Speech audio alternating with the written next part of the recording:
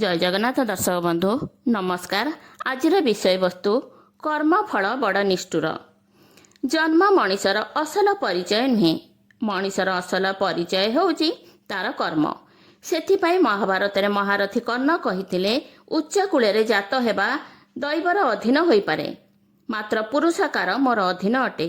गीतारे भगवान श्रीकृष्ण भी कहिचंती मु काहार भाग्य तैयारी करे नहीं, मनीष निजे निजर भाग्य तैयारी करे। तुमे आज जहा करूछ तार फल काली पाइब।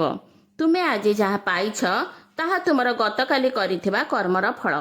किए कहिला मनीष खाली हातरे आसे एवं खाली हातरे संसारରୁ फेरी जाए? यह सत्य नुहे।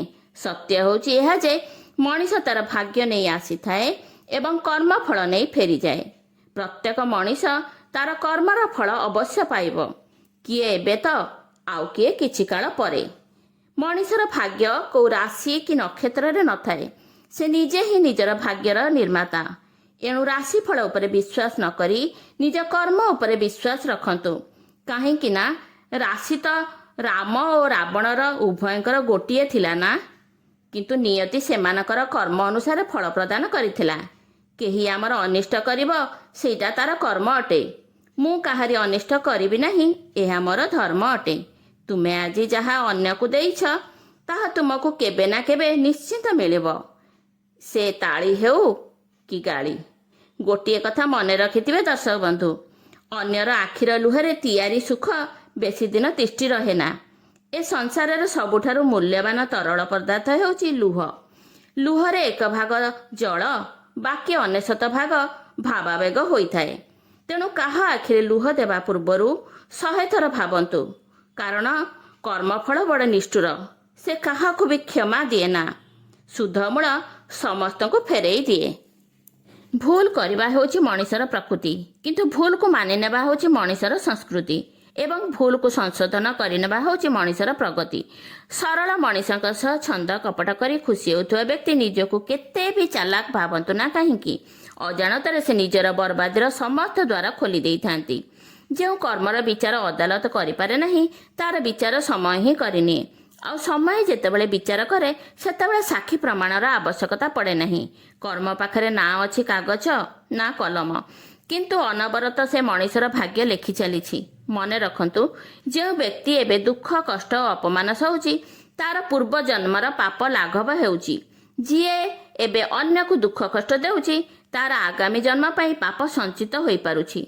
एणु जदि कलम होई कार सुख लेखि पारु नांती, ताले रबर होई तार दुख निभेइबा पाई चेष्टा करंतु। विश्वास रखंतु बा न रखंतु, जीवनर जो मनीष जहा कर्म करे से तार परिणाम भोगिबाकु बाध्य। पितामह भीष्मक जीवनर केवल गोटिए मात्र पाप थिला जे से भरा कुरु राजसेवारे द्रौपदींकर वस्त्रहरण समय क्रोध प्रदर्शन करिनथिले, एवं पक्षीराज जटायुଙ୍କ जीवनर एकमात्र पुण्य थिला जे से सीताहरण समय क्रोध प्रदर्शन करी रावण सह लड़ीथिले। परिणाम जनकु दुर्विसह सरसज्जा मिलला और अन्य जनकु मिलिला प्रभु श्री रामचंद्रंकर अभय कोल। तेणु आमे माने जेते शक्तिशाली होउना काहींकी कर्मफल भोगिबाकू प्रस्तुत होइजिबा।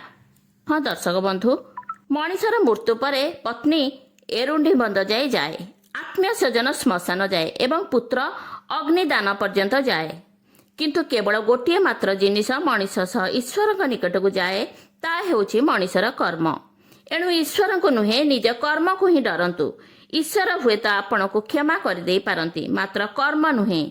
बाछुरी जेमिति शह शह गायक भितर निजर माँ गाय को चिन्हि निए, सेमिति कर्मफल कर्ता को ही खोजी निए।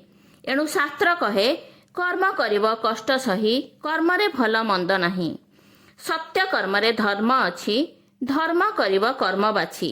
नीरवरे कर्म करि चलंतु, कर्म अनुसारे फल अवश्य मिलिब।